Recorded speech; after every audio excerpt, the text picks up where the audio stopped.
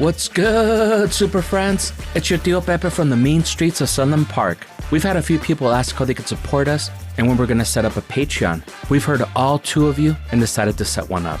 Subscriptions suck. Everyone's got subscription fatigue, so we're making ours like I like my women. Sweet, easy, and cheap. It's only $2. That's less than a pack of cigarettes or a coffee at Starbucks. For $2, you'll get our episodes a week early and we'll send you stickers a few times a year. In fact, our first one's already done and it looks super tight. Eventually, we'll add more perks. Link is in the show notes or check us out on patreon.com/technicallyaconversation. In 1974, a small town named Boston, Ohio was evacuated by the government and became an abandoned ghost town. As the years passed, so did the legend surrounding this town, and it soon became known for its murderous Satanists, toxic chemical spills, and the church with upside-down crosses. But are any of these legends true? Today, we'll go over some of the stories surrounding the town, and which ones are true and which ones are just urban legends, the toxic chemical spill, and the true reason the town was evacuated on this episode of Technically a Conversation.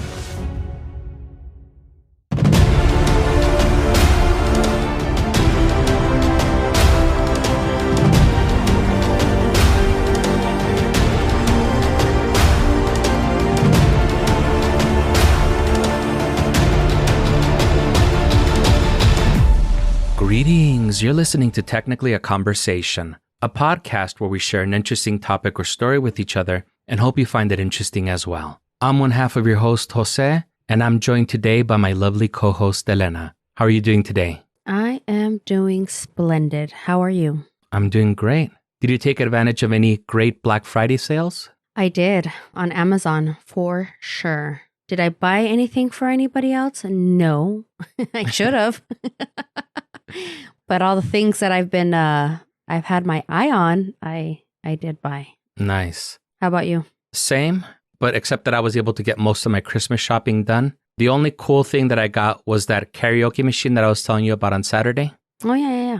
It actually came in yesterday, so it provided me many hours of fun while I tested it out. Nice. We'll have to do a little get-together to break it in. Hell yeah. What was the coolest thing that you bought on Black Friday? Coolest?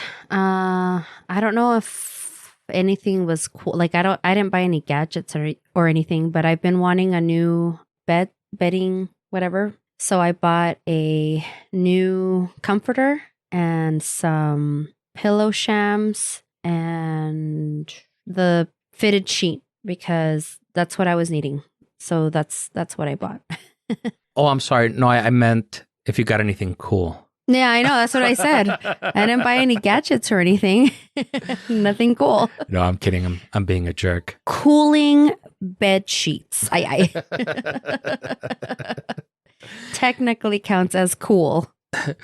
Do you know who Gwyneth Paltrow is? Of course. We talked about her in one of our episodes. Oh, yeah. We were talking about that Kellogg guy. Oh, yeah. Well, she came out with like her Christmas list. And apparently on her website, she was selling a $17,000 24-karat gold vibrator or some bullshit. I was like, wait. Oh, yeah, I did hear about that. I was like, besides celebrities, who has the money for that? It's ridiculous. She comes up with some ridiculous suggestions. But apparently, if you signed up to her mailing list, you got $50 off. So there's always that. Oh, wow. That's a lot right there. $50. All right. Enough fucking around, Elena. Ready to get started? Of course. Let's get started. Great. Let's get started. I just said that. Hey, that was my line. So that's your fault. I know. All right. So you and your family like to take road trips a lot. What's the weirdest place that you've gone? No, we don't like to take road trips a lot. I like to take road trips. I know you like to take road trips. Antonio does not like to take road trips. Adan complains about it too, so I'm pretty sure he doesn't like it either. But anyway, weirdest place we've ever gone? Yes. I don't think I have a weird place. I mean, we go to like normal places. I don't know. Have you ever visited any haunted places? No, not as a family. What about any haunted abandoned towns? I'm sure we've passed through some. You know, like on your way to Roswell, there's that one town that's like abandoned. Not Roswell. Yeah, Roswell, Cloudcroft, or whatever, the Inn of the Mountain Gods. Ruidoso. What did I say? Roswell. Roswell. Wrong place. Something with an R. There's like this little abandoned town. I don't know if you remember it. No, but I also haven't been to Ruidoso in like 20 years, I think. Oh, well, I've gone a few times because of concerts. But yeah, there's like this little abandoned town that you pass through. I don't know. I don't know what it is. I don't know what happened there. I don't know why it's abandoned, but it's pretty cool to watch. But I haven't gone with my family. I've done it with Ponchito. I mean, Ponchito counts as my family. I would definitely say your brother is your family. Yes. All right. Next question. And I want to say there's another ghost town or abandoned town on your way to Phoenix also. Oh, I don't remember. That one looks like an old-timey, kind of when you think of like a southwestern, like ghost town or whatever. Yeah. It kind of looks like that, but I'm not sure if that's just a replica or if that's the way that it actually looked like when it was abandoned. Oh, gotcha. No, like this looks like an old-timey place that you would see in a movie, and it just looks like people just got up and left everything. Oh, wow. As is or was. Yeah, it's pretty crazy. I kind of want to go check it out now. We should.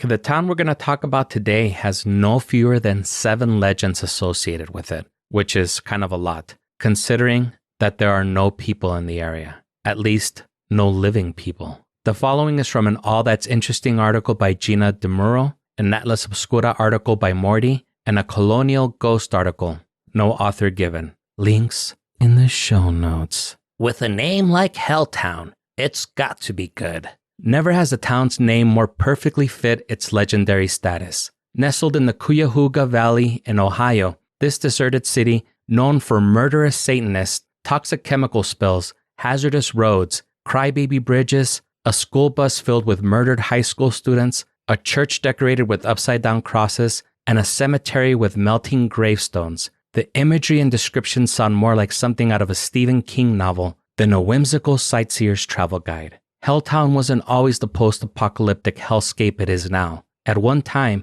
it was known as Boston, Ohio, a quiet, uneventful little town whose only claim to fame was being the oldest village in Summit County. But what happened in 1974 that turned this sleepy little town into nightmare fodder? And specifically, what was the government's role in the decline of this once inhabited village? Let's jump in the Helldorado with Blackie Lawless and Brian Johnson and take the highway to hell to the end of the world and see what we can uncover. But first, Elena, are you familiar with Helltown, Ohio? I want to say that I might have heard of it. And since we both follow the same page, I'm pretty sure I've read upon it, but I've never researched it or anything. So it sounds like fun. I want to go.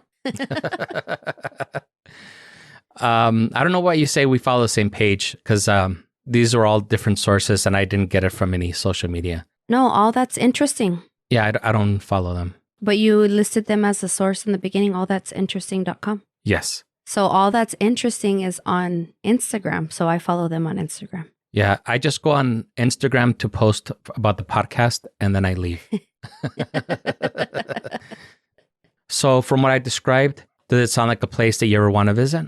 Heck yeah, I want to go. We should do a road trip up there. Sadly, this is a place that you'll never be able to visit. I'll explain why later. All right. But first, let's go over some of the urban legends and folklore, since that's the fun part, and then we'll go over the history and talk about who heard it to make it this way, since that's the boring part. Who hurt it? Yeah. ¿Quién lo lastimó? Yeah. Okay. Who hurt this town? All right. Got it. Who hurt this town to make it that way? And actually, that part is super interesting too. What do you think? Sounds like a very interesting story. I'm intrigued. Hopefully, I'm able to keep your attention. When you think about an abandoned city, most people think of an abandoned old ghost town like we have here in the Southwest. But even though it's located in the northeastern part of the United States, known as the Midwest for some reason, it didn't look old at all. It actually looked pretty modern. Having been founded in 1806, there were the historical buildings that beckoned back to early America, but for the most part, it looks distinctly 20th century, all the way down to the modern-looking no trespassing signs that were sprinkled throughout the town. While you won't find any residents, the remains of the lives they left behind were still visible for all to see, all the way down to the little white church that was at the center of the village. Decorated with inverted crosses, some people think the church might have inspired the Helltown name. Others claim the church was built by Satanists who live and worship there and are on the lookout for a distracted visitor to capture. And there's actually a lot of Satanism allegedly connected to this town. Well, that's kind of, I don't want to say it's cool because I don't want to sound like I'm demonic or a Satanist, but that sounds kind of cool. A bunch of inverted crosses across the town. Like, what the heck? Well, no, the inverted crosses are just on the church. Oh, just what? Okay. They're just on the church where they belong. No, I'm just kidding. But there is a lot of Satanism that's associated with a lot of these urban legends here, or legends, or whatever, however you want to look at it. Mm-hmm. Satanists are also linked to an abandoned school bus that can be seen in some images of the town. According to the legend, the school bus was carrying a group of high school students to a ski resort near Boston. An elderly woman flagged down the bus and explained that a young boy in her house was seriously injured. The bus driver, attempting to help, drove into the woods towards her driveway in an effort to help the boy. As the bus approached the house, devil worshippers swarmed the bus and sacrificed everyone on board. A variation of the story says that it was actually a serial killer that murdered everybody on the bus, not a mob of Satanists. I guess it just depends on what you find more frightening, a serial killer or a horde of devil worshippers. What would you find scarier? The devil worshippers. A serial killer, it just seems like one person for all those kids doesn't seem possible to me. I don't know. And I was thinking that too. I think it would be easier to fight one serial killer than a mob of Satanists. Exactly. What do you think about the story, though? Does it sound credible to you, like something that might have happened? Yeah, I think it could have happened. I would say that it would have to be like Satanists in the occult, like dark magic or whatever you want to call it, because I don't think people who actually follow the satanic Bible or whatever are not evil per se. They just have different beliefs. Yeah, I think they're contrarians more than anything else. Mm-hmm. Well, the bus is real. The bus has sat there for over 30 years as a warning to anyone brave enough to try to venture into this little town. And I believe that the school bus that's on the cover art for this episode is that school bus that's mentioned in the story. Cool. The only thing is I'm not sure how legit that picture is. The Welcome to Helltown sign looks fake, but I thought that it looked pretty cool nonetheless. Heck yeah. There's a legend that if you look into the school bus, you might see the ghost of children or the killers that murdered them.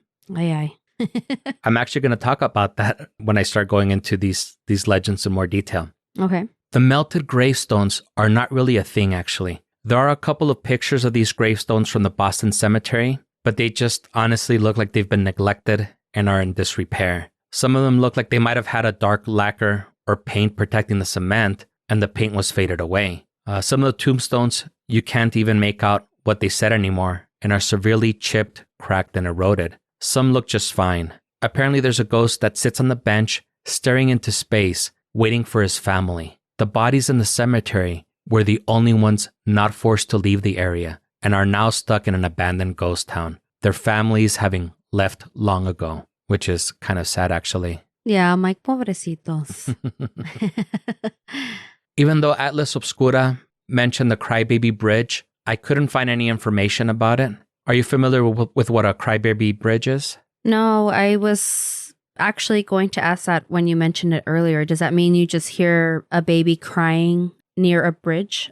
According to an unrelated All That's Interesting article by Neil Patmore, they are named for the local legends of ghostly cries supposedly heard near bridges that are said to be haunted by the spirit of babies whose mothers tossed them off the side of the bridge or drowned them in the waters below. Oh my gosh, like La Llorona and steroids. I was reading some things about the Crybaby Bridges, and a lot of them had stories that were very similar to La Llorona. Okay. And again, even though the article mentioned and shows a picture of the Helltown Crybaby Bridge, there was no legend associated with it. James Willis from My Strange and Spooky World does mention the Boston Mills Road Bridge, but says that the only connection with Helltown is that it's geographically close to Helltown and is on Boston Mills, which is one of the many roads named in Helltown legends. The bridge actually crosses over the Ohio and Erie Canal between Main Street and Peninsula and Riverview Road in Brecksville. Willis admits the story is probably the least scariest of the Helltown legends and doesn't actually involve hearing any babies crying. But allegedly, if you park your car on the bridge, turn the motor off, lock the car with the keys in the ignition, and walk away, you'll have a bunch of little manitas pushing your car. No te creas. That's here in El Paso. Gravity Hill. When you return, you'll find the vehicle is mysteriously running, even though the doors are still locked. The car will also supposedly be covered in tiny handprints. I just said that. Willis does also strongly caution against trying this under any circumstance. So it sounds like you are familiar with these type of stories about the ghost handprints. Well, yeah. You don't remember Gravity Hill on the west side? You never went? I never went, but I have heard about that. And I was actually going to ask you if you ever went to the one that's here in El Paso. Yes. I don't remember who. I mean, I was in high school. I don't remember who I went with, but I remember I went at least a couple of times, and like you put your car in neutral, and supposedly if you sprinkle your car like with baby powder or whatever, you see these little manitas like trying to push your car up the hill because you're supposed to be, I don't remember which way facing. I don't even know where Gravity Hill is now, which would be kind of fun to take Adan because Adan's all into that stuff right now. But yeah, like we did it a couple of times. I don't remember seeing any handprints and I think gravity pushes you. I don't think it's the manitas, obviously, right? But I don't remember like the origin story of that area or why there's a bunch of little kids that push you. But I guess every town or city has a similar story, right? Yeah, and the little manitas sounds super cute too. But little hens are really cute in general. Yeah, they are. I have a lot of little like cat footprints on my car because there's a bunch of stray cats in my area, but that's about it. Yeah, that's also not as cute. Well, they're kind of cute. Cat paws are cute.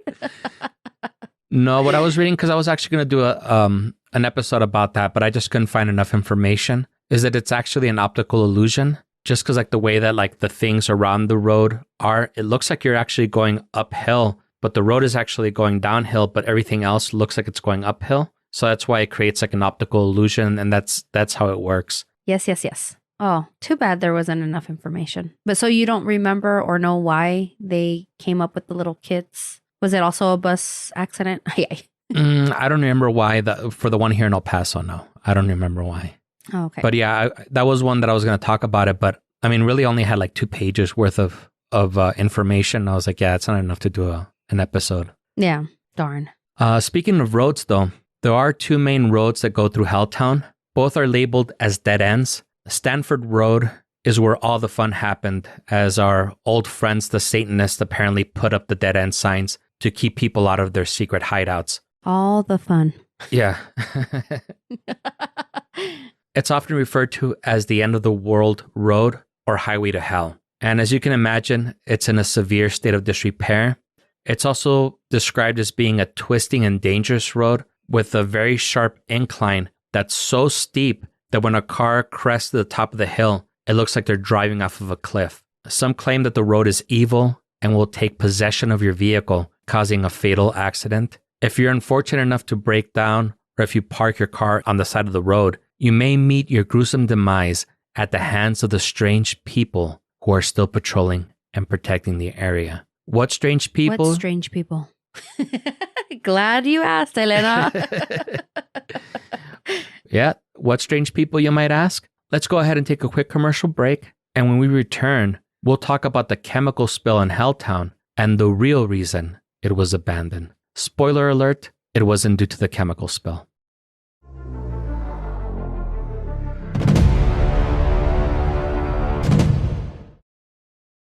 Do you have trouble sleeping or suffer from insomnia or anxiety? Are you a fan of horror and scary stories? Then give Scary Bedtime Stories a shot. I'll give you a calming background to drown out the neighbor's dog or that douchebag on the bike or muscle car that's overcompensating. Every episode, I'll read some pages from a horror classic.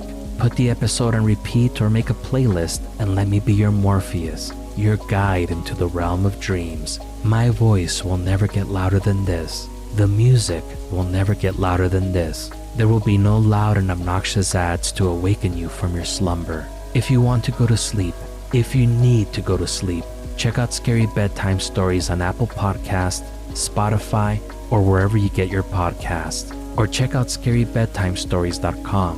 Flip that pillow to the cool side, relax your breathing, and come with me to dreamland while enjoying a horror classic.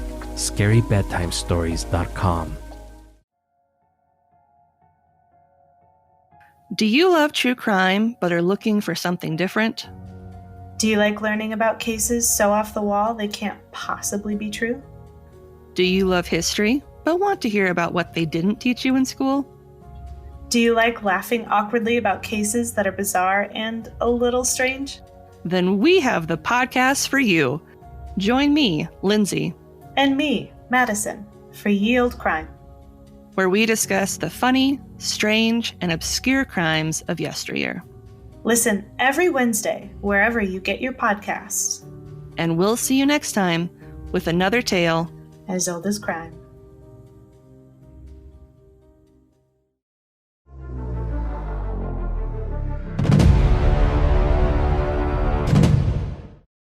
And we're back. We're back. Elena, did you abandon any small Midwestern towns during our break? I sure didn't. What do you think about what you've heard so far? Now I want to listen to Highway to Hell. Thinking about some Final Destination right now. Oh, maybe you can sing it on the karaoke machine if we ever get together anytime soon. Yes, but no, I can't hit those high notes. I can't. Based on what I've told you up until this point, are there any legends that you believe might be true? No. Okay, let's continue then.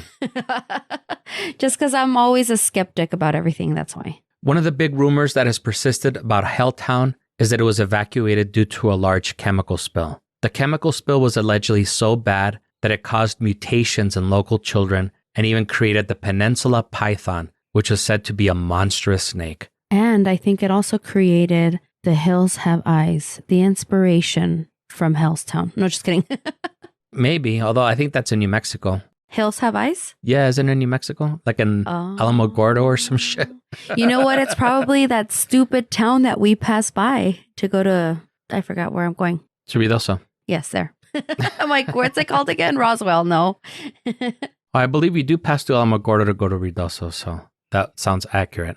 Okay. So going back to the Peninsula Python, they allegedly even had a yearly celebration called Python Day in honor of the giant snake. It is said that some of those mutant people would wander around the town, but from what I could find, they didn't appear to be dangerous. A first-hand account on the Colonial Ghost website claimed that they were a strange and frightening breed dressed all in black, but when they tried approaching them or speaking to them, they fled. The chemical spill, like I teased earlier, was not the reason for the evacuation. Before I give you the real stories behind some of the legends, at least the ones that are not insane, and tell you why the town was abandoned, did you want to take a guess why? The pythons? That's a good guess, but no. Oh, no, then I have no idea. Because chemical spill, some kind of biological warfare weapon, or pythons.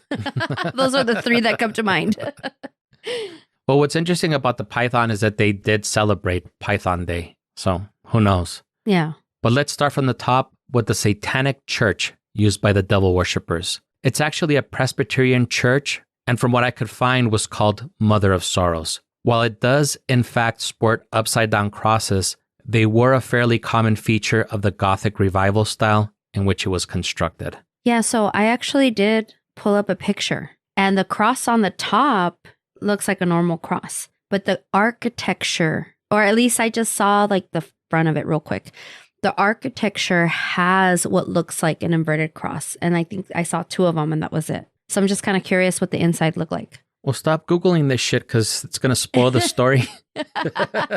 No, I'm just giving my account of what I saw. Because, when you're talking about the story, I was like, oh, that shit sounds like really interesting. I want to see what this town looks like. I want to see the bus. I want to see all that.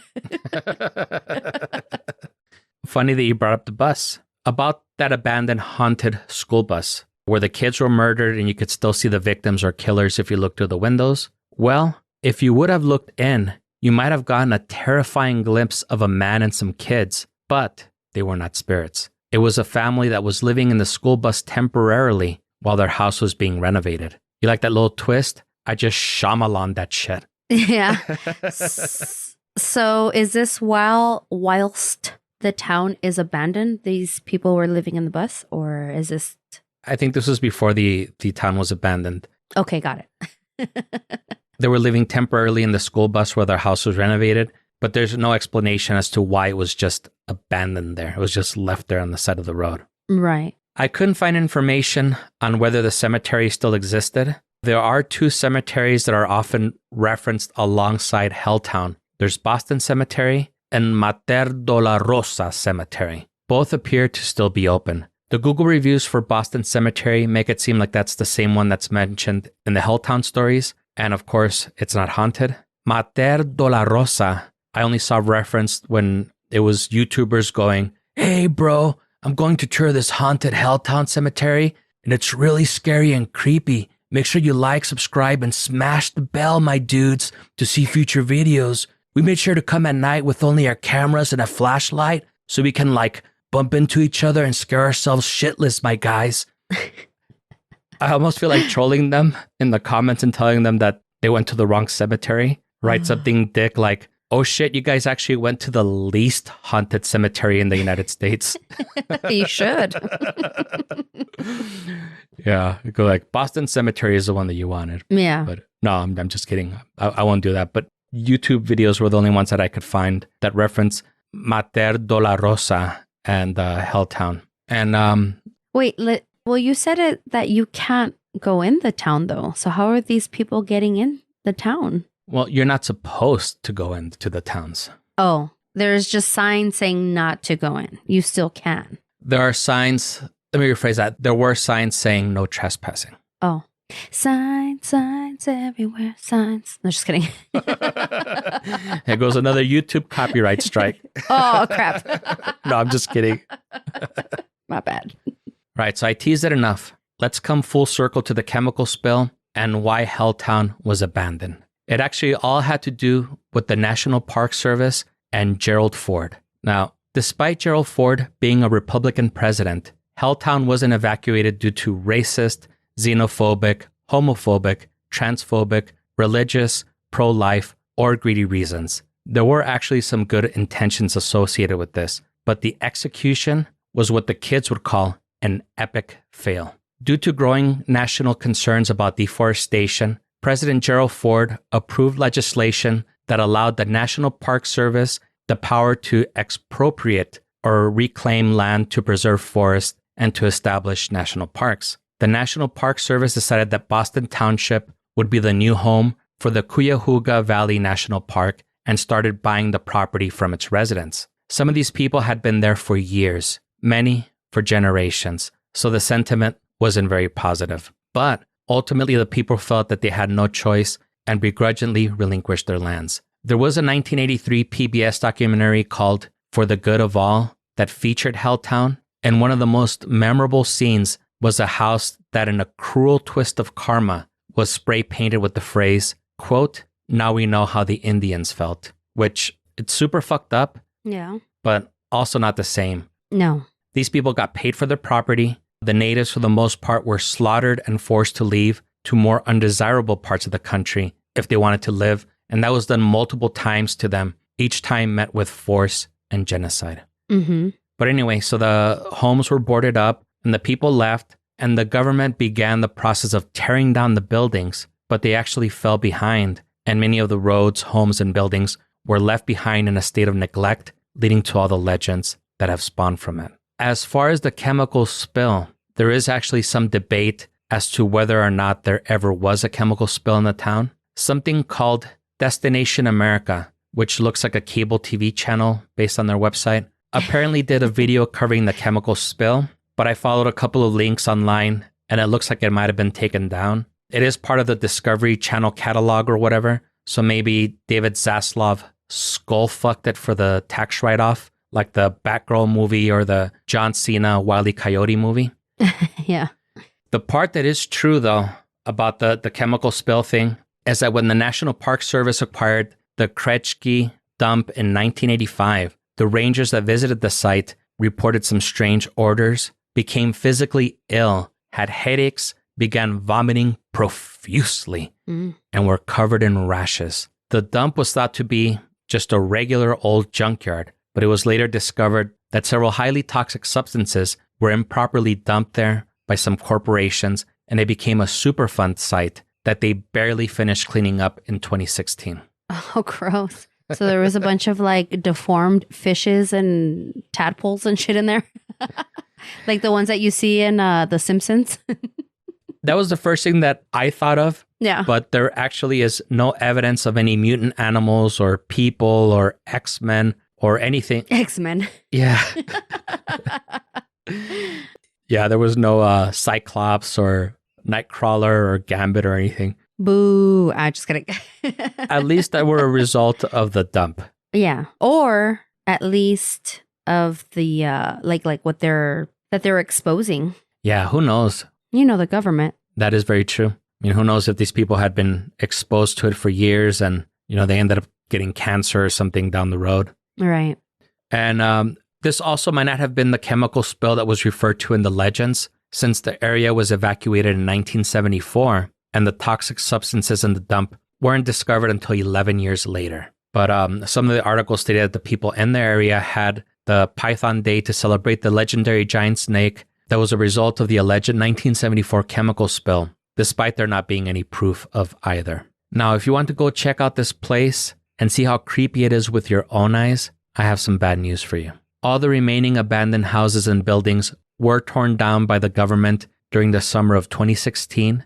Aw. And most of Helltown is now part of the Cuyahoga Valley National Recreational Area. There's nothing to see there anymore. And that's why I said at the beginning that, sadly, this is a place you'll never be able to visit. Yeah. Well, they tore all that shit down because they don't want people going in there, because that's what's attracting people, to see these abandoned buildings and houses and whatever. But I think the church is still there, right? And the bus, or no? No, that was all removed in 2016. Everything's gone? Oh my God, that sucks. Okay. Boo. And that's why I was saying that I wasn't sure if the cemetery still remained. But, you know, the only information that I could really find was based off of Google reviews. And there were Google reviews as late as last year that were talking about it. You should have done a Google map search and like blew that shit up.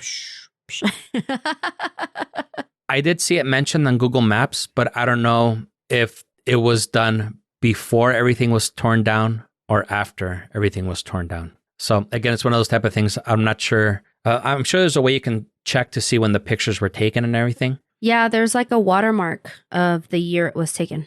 Oh, yeah, no, I didn't check. But all signs point that both cemeteries still remain. And from what I can gather, it looks like they were preserved within the national park. I mean, that would kind of make sense because it's a cemetery. I don't think there's any living relatives. Or, I mean, there might be. 70s. I'd be kind of curious to find out if people are still going to visit these cemeteries to visit loved ones.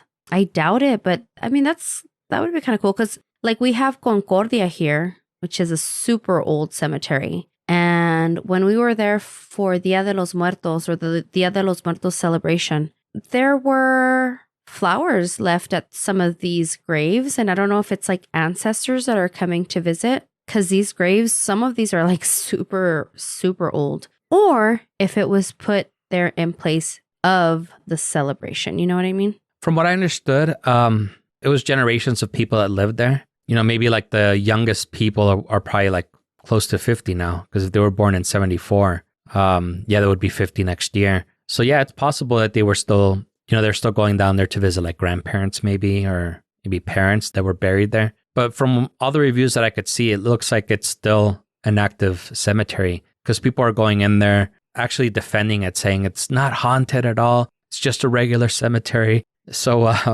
you know, people are actually defending it. Okay, so yeah, I would say it's family members. Yeah. I mean, I think every cemetery is going to have some kind of story that it's haunted. I think regardless of how new it is, there's going to be some kind of story. just because it's a cemetery. True. And you always have to worry that on Halloween, Michael Jackson is going to resurrect from the cemetery and they're going to do the Thriller dance and all that shit on there. So that would be badass to see. I would love to see that. No, well, what I thought of was, because my generation's just a little bit younger than, well, I mean, generation, whatever. I'm just a little bit younger than you. I thought of the guy from Hocus Pocus coming out of the the grave, which I'm pretty sure you didn't watch because Antonio had never seen Hocus Pocus until I introduced him to it. Yeah, I don't know. The first thing that I thought was Beetlejuice, but Beetlejuice. Beetlejuice. I'm sure he was not in Hocus Pocus. No, Beetlejuice was not. It's Eddie. I don't know. I don't remember the name of the boyfriend that was buried, but they bring him out, of course, on All Hallows Eve to do their evil bidding. But I mean, you got to watch the movie. It's cute. Did he also do the dancing? The ba-dum bum bum bum bum. No, he did no dancing. No. But he had his mouth sewn shut because he cheated on one sister with another. So whatever. Okay. I guess it's per tradition. If you cheat on somebody, you have your mouth sewn shut. Yeah, I guess. So that you don't like open your mouth and kiss somebody else or whatever else you do with your mouth. You can do a lot of things with your mouth. Exactly. And on that note, no, just kidding. Oh, before we get to that note, what do you think of the story? It was very, very interesting. And even though those like buildings aren't around anymore, I would be curious even to just go to the cemetery. I think that would be like a fun thing to do. I think like being that it's on the East Coast / Midwest or whatever. No, not Midwest. What did you say? It's in the Northeast, but for some reason, the people that live there, they call it the Midwest, which is not the Midwest to us. Yeah, I was going to say, wait, how is it in the Northeast and also the Midwest? Anyway, it seems a little far to do a road trip all the way out there unless you were to hit a bunch of points on the way to get there. You know what I mean? Not just to go straight there. But I would be interested in going. I think that would be fun. Yeah, it would be cool. See if we can find where that dump was to see if we get some cool rashes and we turn to mutants. No, I'm not interested in that. Nope. I'm good. No 3 eyes or Cyclops, 1 eye, whatever. Nope. I'm good. But unless I can fly, then maybe. That's what I was going to say. Check it out. I can fly now. Holy shit. It's so worth it. Then it would be worth it. But other than that, no, I'm good. I'll pass. I've got a giant tumor on the side of my face, but it was so worth it. I have a giant tumor on my neck, but I can fly. I can fly. That's all that matters. Personally, I thought it was really sloppy how the eminent domain of the property was handled. I'm all for conservation and preserving our forest. But what I was thinking when I was reading this was, couldn't they pick some land that hadn't been developed rather than land that had already been deforested, paved, and had a village of people living in it? It didn't make a lot of sense to me. Well, I mean, nothing makes sense. There is no common sense. There is never common sense in anything, I think. Yep, especially when it comes to the government. Exactly. Where we do have some common sense is from our new super friend, Julian, who sent us a message. Would you like me to read it to you? I would love to hear it. Right, I didn't have time to have AI read it, but he wrote to us, "Just found you all on YouTube today. I was hooked in the first 5 minutes. Keep up the amazing work and videos. Feels like I'm there with you all talking." And he put in parentheses, "Hopefully one day I can, LOL. Not much podcast can make people feel like that. Love the vibe and energy you all have." Well, thank you very much, Julian, for sending in that comment. Oh, Julian, that's super sweet. Hopefully one day you can be a super friend on our podcast as a guest. That would be totally awesome. And also, I'm a little curious as to what episode you heard that just hooked you. I don't know if it's like number 1. Was it number, you know what I mean? Just curious. Yeah, that I don't know. Because it doesn't show us on, like, it just shows us like the episodes that have been listened to on YouTube. The thing with YouTube is that there's Google Podcast, and Google Podcast is going to the Google Cemetery, not to be confused with the Helltown Cemetery. So what they're doing is they're trying to transition everything to YouTube and YouTube Music. So they were like, all right, you guys can upload your podcast. So that's what I did. So after fighting through a bunch of copyright strikes for some of our earlier podcasts where we have music and all that, all but 2 podcasts are up. The only 2 that aren't on there are the Dolly Parton one and the one on the Golden Dawn. And those I haven't been able to fight those copyright claims. So I suggest that if you do use a real podcast player like a Spotify or Pocket Cast, Apple Podcast, that you check us out there, because those we still haven't been taken down. So That's right. You'll be able to listen to all the episode in its full glory. unedited. That's right. There you go. So thank you so much for submitting that. And that makes you our Super Friend of the Week.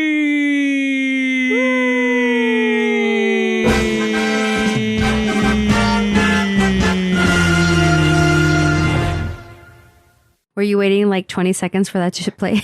No, I actually switched to the other soundboard. So Oh, okay. You're like a week. You're like running out of breath because it took too long to play. I did run out of breath, but I think that's because I smoked cigarettes for like 23 years. No, it was pretty good. It was good. You lasted almost the entire thing. Yeah. Also, special shout out to our super homie, super friends, Sophia and Natasha. If you want to help support the show, get the episodes a week early and ad-free, get your name shouted out on the show, and get some stickers from us a few times a year. Check us out at patreon.com/technicallyaconversation or check the show notes. Best of all, it's only $2 a month. You can't even buy cigarettes for that. No, you can't. Not that I would know. On that high note, we hope that you enjoyed the show and you join us again next week. If you're enjoying the show, leave us a review, tell a friend, and subscribe wherever fine podcasts are sold. Yeah. Follow us on the socials at GreetingsTAC, email us at greetingstac@gmail.com, or leave us a voicemail at 915-317-6669. If you have a story to share with us about the time you visited a Superfund site and got tumors from the toxic fumes. That would be totally sad, and I hope you got 0 tumors. Even better if you got the ability to fly. We would love to hear that. You know what? If you have gone to the cemetery or to Helltown, let us know. Yes, definitely. We would love to hear your story about it. Heck yeah. On next week's episode of Technically a Conversation. Back in the 17th century, the Franciscan monks used the Xochitl in the nativity processions, mostly because a legend began to really take flight about the plant. The legend goes that Pepita left her village to visit the nativity scene that was being held at the chapel, but she could not afford a gift for baby Jesus. So naturally, on her way, she simply grabbed some weeds, and other versions of the story say that a specific angel told her to pick those weeds. Either way, story goes, she picked the weeds, she presented them to baby Jesus, and the weeds blossomed into this gorgeous deep red flowers, which they started to be called Flores de Nochebuena, or for the English-speaking world, flowers of the Holy Night. This red and green plant is why the colors of Christmas are red and green. New episodes drop Monday. Make sure to subscribe so you never miss a show.